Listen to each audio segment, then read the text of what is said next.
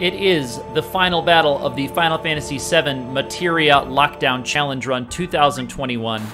I'll say right off the top, I do have videos of many other boss battles in this game, none of which have commentary recorded, because I think a lot of the boss battles, especially with my party here, were fairly straightforward, but I did want to make at least one commentary video talking about the experience as a whole. So as we watch the final battle, I'll kind of talk through some of the jobs I had, some of the things that I overcame as I went through this run, and you can see what I picked up here for the final fight. First of all, you'll see the choice of my final party was Cloud, Barret, and Vincent. Cloud and Barret both were blue mages, so right at the beginning of the game, I got characters who could only use enemy skill materia, and of course you don't find that until after the Midgar section, and then even Tifa was a freelancer, so no materia at all for poor Tifa. It wasn't until I picked up Red 13 and I could use some purple materia with Red 13 that I was able to actually use some of the things I found, some of the characters I couldn't do anything with. So I used him for a while. A few other characters like Kate Sith was able to use the yellow materia, so I used him for a good chunk of the game to level up some of my yellow materia.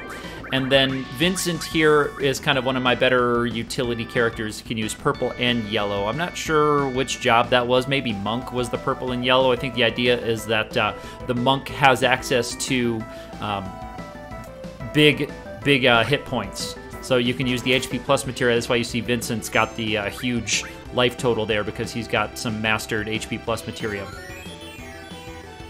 The enemy skills, of course, extremely versatile. So at first I was just using Cloud, and I thought that would be enough, and I was using some of the other characters. But Yuffie had the magic. She was a black mage. She could use the green materia, but by the time I got her kind of rolling, there wasn't a lot she could do.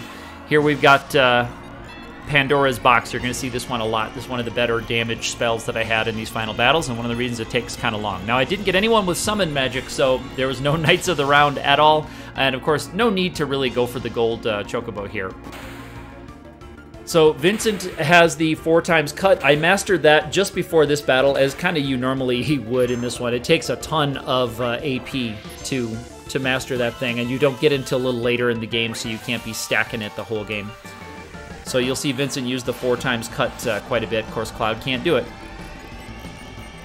So the enemy skills provided a bunch of versatility that I just wanted an extra one there with Barret. So even though it's redundant here, I've got Pandora's box. I have access to, of course, Big Guard is in there, so you can put all the protections on that you need. You don't need to use the green magic materia to put on things like haste and barrier. You can keep those going. I don't have access to like regen or anything, but that's not really as useful here in these. Ultima, I don't know, Pandora's box is doing pretty good damage. I don't feel like I'm missing anything without Ultima. Plus that one, by the time you pick that up again, and I've got Yuffie there, didn't want to level her all the way up to pick up the Ultima spell.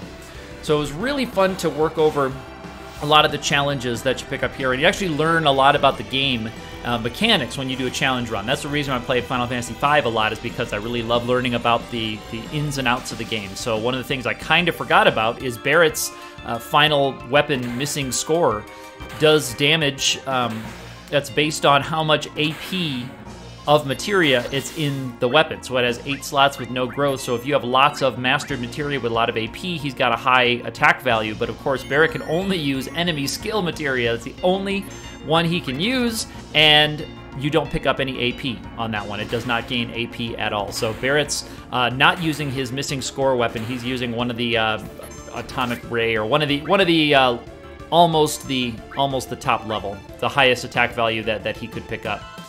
And of course, Cloud's ultimate weapon is based on his hit points. That I did remember from years ago. I did pick up Omni Slash in the battle arena with Cloud, just because I wanted to have access to it here for the final fight. And it's kind of nice going down through the dungeon here, the final crater, to pick up some easy AP. I did use the W item glitch on the elixirs, so I've got plenty of elixirs and mega elixirs, and I was able to fight all the Tonberries that I wanted to in the natural area, and I even fought a couple of movers, which was pretty cool.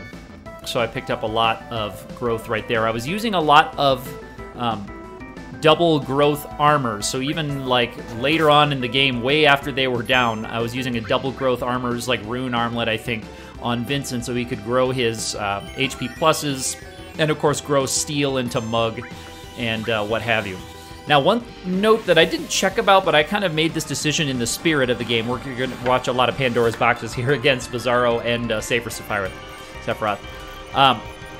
Vincent can technically, according to the rules of the game, it says use purple and yellow materia. Now, enemy skill is a yellow colored materia, but I interpreted it as Vincent should not be using the enemy skill materia. I did have a third one, and it did pick up some useful spells, but I thought it was against the spirit. I think when they were talking about Vincent being a monk, they were talking about using the purple materia to boost his stats and using the command materia to have him do, many of them are physical type attacks. So that's the way I interpreted that. He did use Mug and such. I didn't just use the the two times cut or the slash all or whatever. So yeah, you can see Barrett doesn't have the highest level limit breaks either, because I just didn't use him as much throughout most of the game because I was sticking with Cloud as my enemy skill user. So you can see the limit levels for Barrett are not quite as high, and that's okay. That's fine. As you'll see, I didn't really need anything super high. I mostly had plenty of defense here with Big Guard, and I had pretty good hit point pools, and of course you've got all the mega elixirs that you want, so that just kind of shows you how little you really need to go through this game. And the final battle here, again, doesn't really have anything akin to, I'll use FF5 again, the Neo X-Death fight, where there's like some kind of big barrier, some kind of big challenge you need to overcome or plan for ahead of time. There isn't really anything like that with this fight.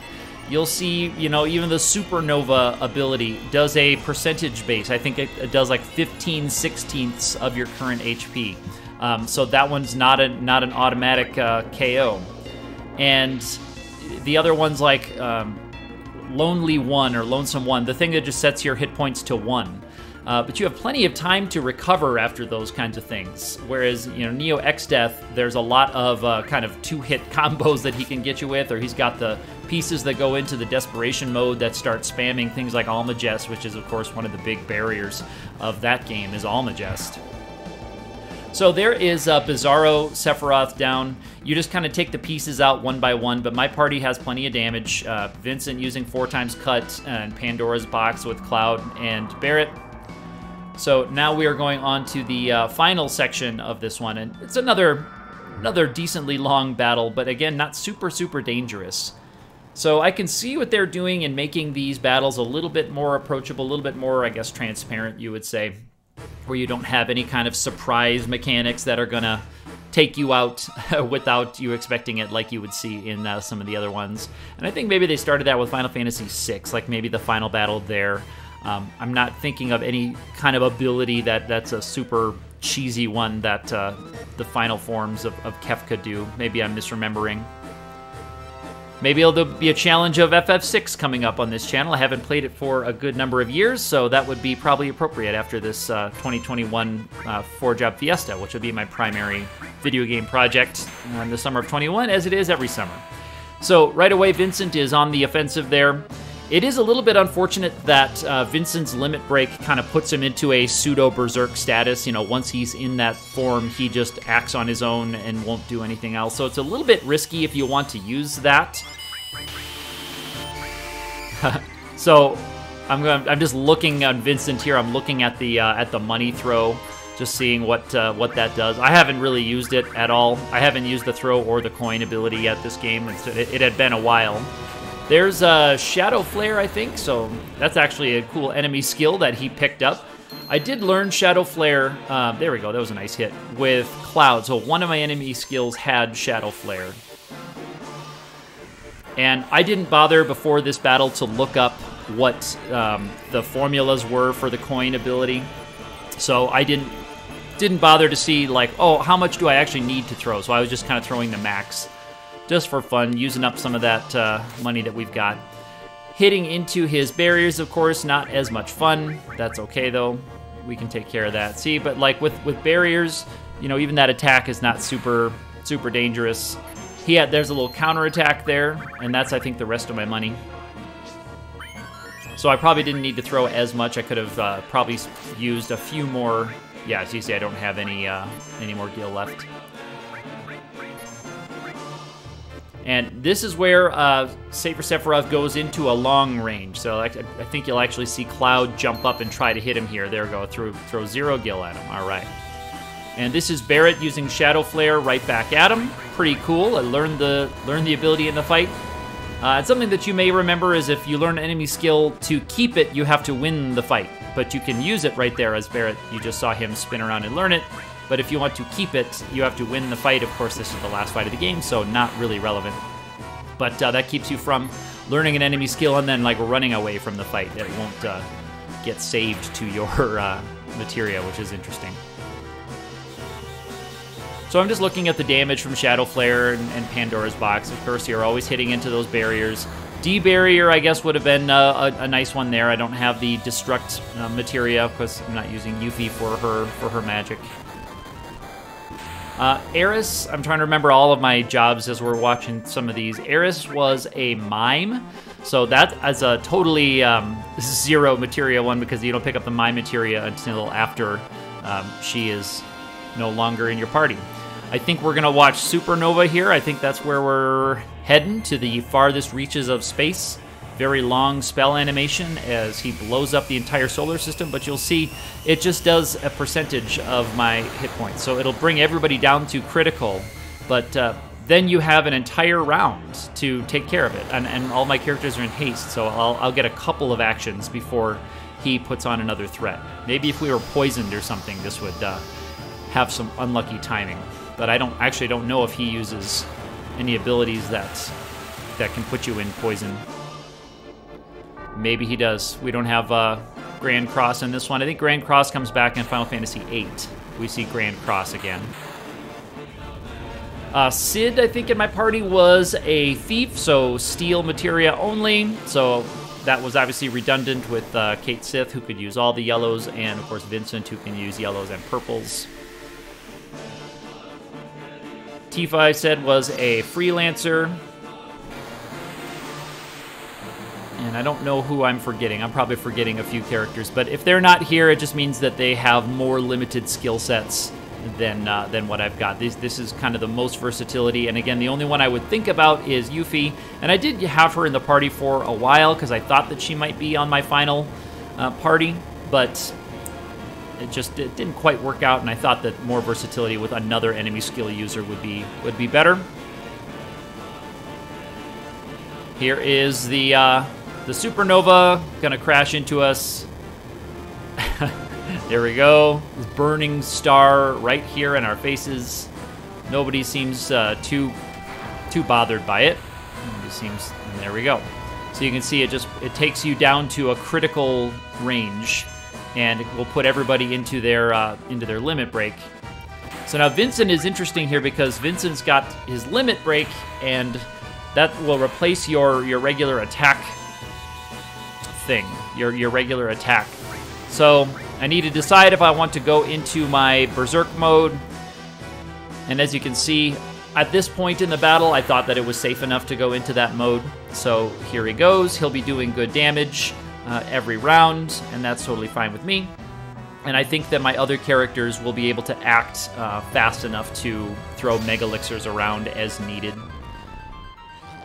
because we get to see all these cool animations.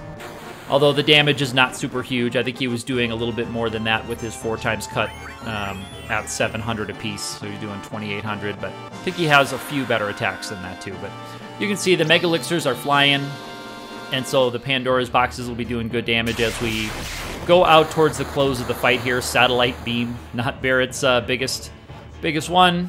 Heartless Angel, here we go. Oh no. There it is, or Heartless 1, yeah. So this is the one that sets you to 1. There it is. But again, it just takes you and sets you to 1. You could be at 2, and that ability won't kill you. It'll just set you to 1. Or if you're already at 1, I guess it just sets you to 1 there. But I do need to use the Mega Elixir because Cloud had his Omni Slash ready, but I did want the damage to be a lot better.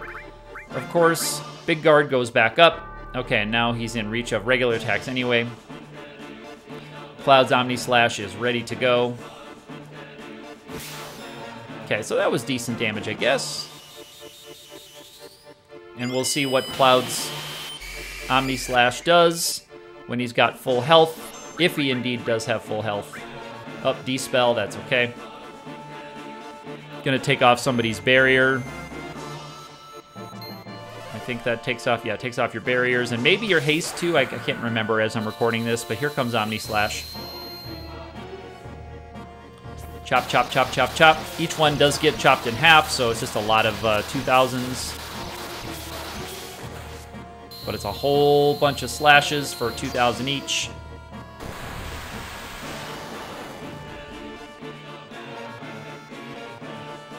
And you can see our ATB is frozen after that one, so that's an appropriate way to finish things up. There he goes. On his way out. It's going to take him a long time to fade out. So I'll give some final thoughts on this one. I did have a great time putting the disc in the old PlayStation again. Haven't played this game in a long time, but I played this game a ton in the summers of 1997, 98, 99, 2000. I played this game over and over again along with the other PlayStation 1 era Final Fantasy games. I want to thank the organizers of this one. I hope this continues. I'd love to play this again next year. I'll keep an eye out for it. I'll put some more information about the run and the playlist of my uncommentated videos in the description of this one. If you like this one, hit that thumbs up button, subscribe to the channel, or hit me up on Twitter where I'm also active_ATE. We will see you in the fiesta.